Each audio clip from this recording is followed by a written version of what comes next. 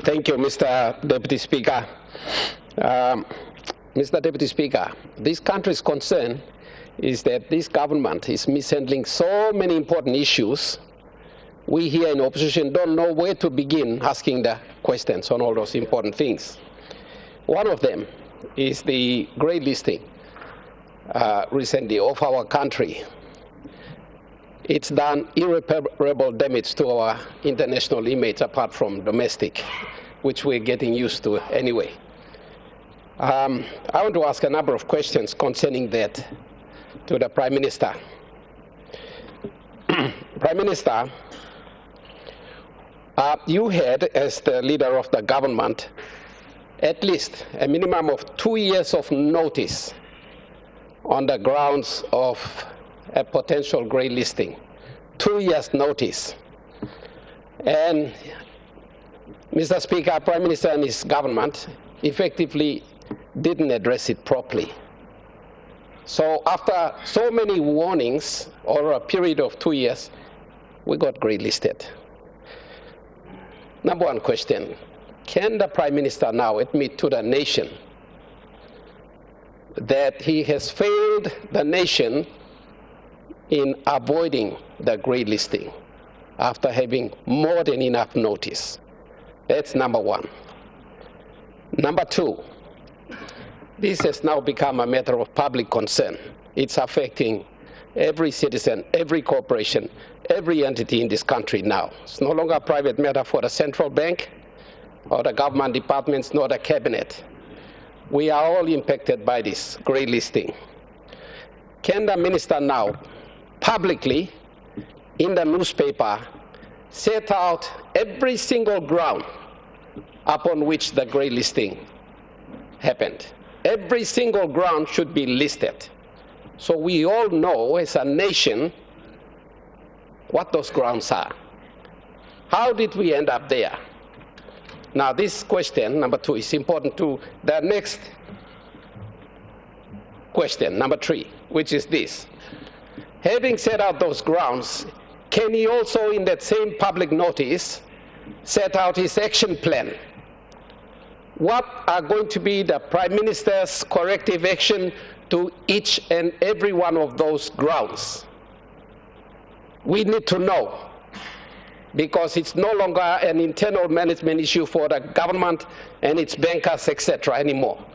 It's now touching the ordinary Papua New Guineans. So we need to know how he plans to remove us from this grey listing. What are going to be his action plan in respect of each and every one of those grounds? Number three, what is the timetable for each and every one of those actions?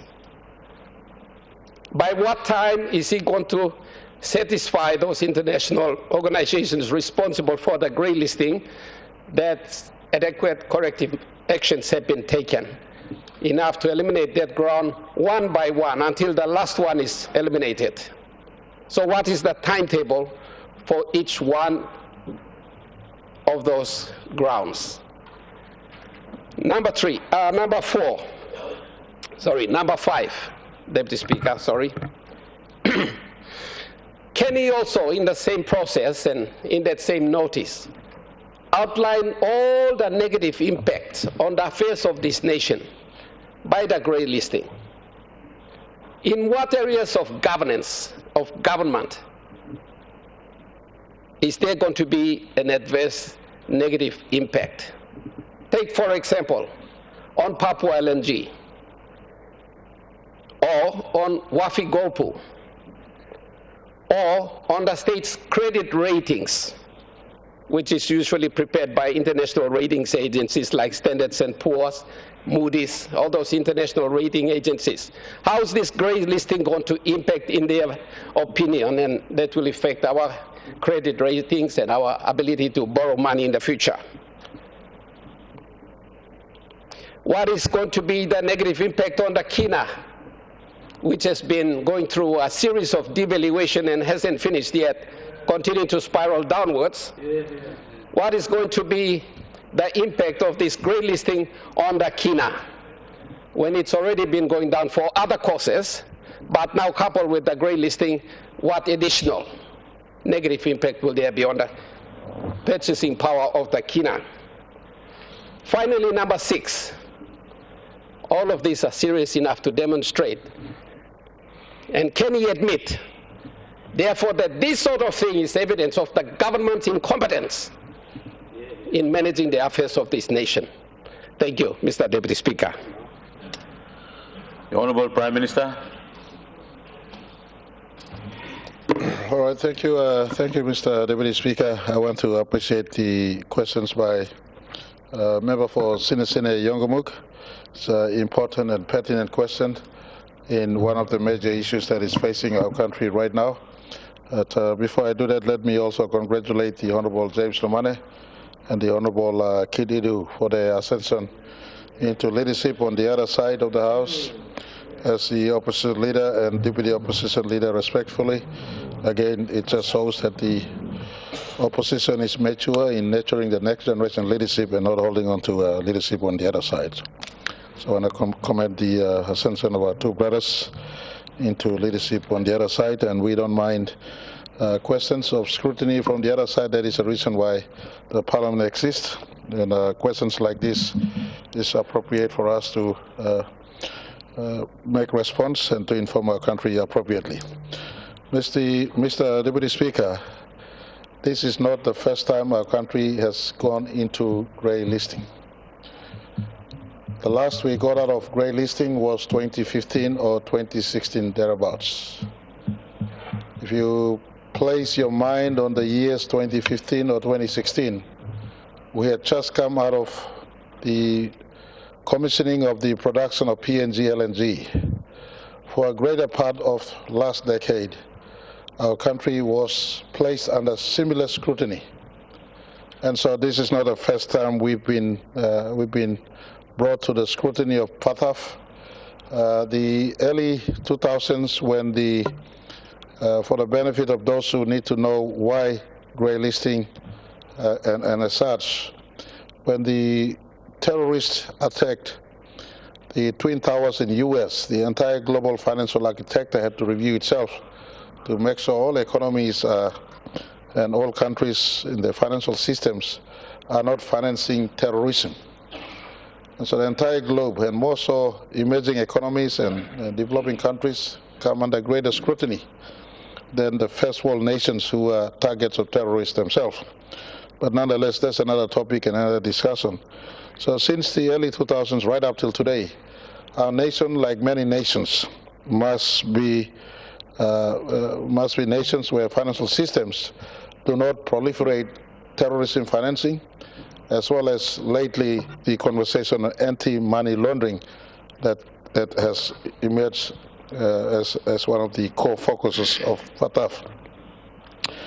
Mr. Deputy Speaker, I want to say that in 2018, after we came out of the earlier grey listing in 2015 or 16, PATAF went straight to work, and as early as 2018, recognized the need for us to work on this again. So the issuance for PNG's economy and PNG's financial sector to be responsive to PATAF requirements came back to us in 2018. And I want to say this placement of us in grey listing in 2026 is consequential on work or no work since 2018.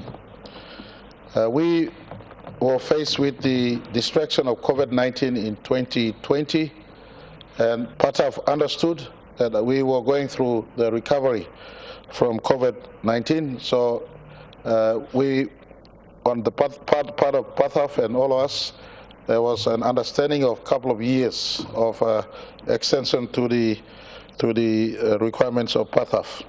But after we took office in 2022, our cabinet tasked DJEC, Department of Justice and Attorney General, to be have oversight over the entire work, to pull together multi-sector, multi-agency to come and have a look at the PATAF work. And so, Mr. Minister, Deputy Speaker, I want to indicate that many agencies were not compliant. Many agencies never showed up, and like everything else, I take the blame for much of the things that is happening, and rightfully so. It happened under my watch, so the people, including the opposition, has every right to blame the head of government. But I did summon all agencies, having realized in 2024 that there were weak response to the work by the agency responsible in calling all agency for meetings. That body of departments includes earlier chairmanship by Justice and Attorney General, Treasury, Finance, Planning, PM and NEC, Central Bank, Police, and a host of all relevant government agencies that were to contribute work. But in a meeting early last year, it was established that work was slowed under the chairmanship of Department of Justice and Attorney General, and I made an executive decision to transfer work that function to Treasury Department. And so Treasury had a handle on this one, and it seems as if it's bad, but I want to inform our country, from over 70 outstanding issues.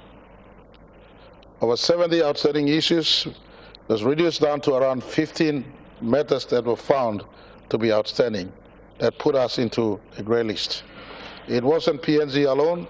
We were partnered with Kuwait, and in this time around in the assessment in I think Mexico, Papua New Guinea and Kuwait were placed into the grey list. Grey list is a basket of, it's saying that you have some outstanding issues, you work, you come out of it, you don't work, and there's a possibility of us moving into the blacklist. And so I want to give assurance to our country, those 15 or so issues that are outstanding are achievable. Big amongst them requires all agencies of state to be at work. And I have issued written and verbal meeting instructions across. For instance, to police. My instruction to police, you don't need to wait for something to happen. You could pick up payment disbursements in finance right away. Go through the list and prosecute money launderers. A big issue that is facing our country right now is the issue on money laundering. And I have to be honest up front, they've indicated as on the two twin concerns on PATAF. One is financing terrorism, and second is money laundering. They also established view that we're not doing enough to fight money laundering, and this has been inherent over many, many years. This was an issue of concern as we got out of grey list in 2015, and it remains an issue. And for me, I welcome this assessment. Also, you do not smell him wrongly yet. If Narlamantok, this is something that needs to be fixed, we must fix for economy going forward. So I want to give assurance to the good member of Sinesine. Issues have now been reduced to under 15. There are about 7 or 8 main core issues. One of them is the issuance of money laundering, the fact that police is quite slow in prosecuting those grey accounts. Those grey accounts that is labeled as accounts that possibly money laundering accounts in our country.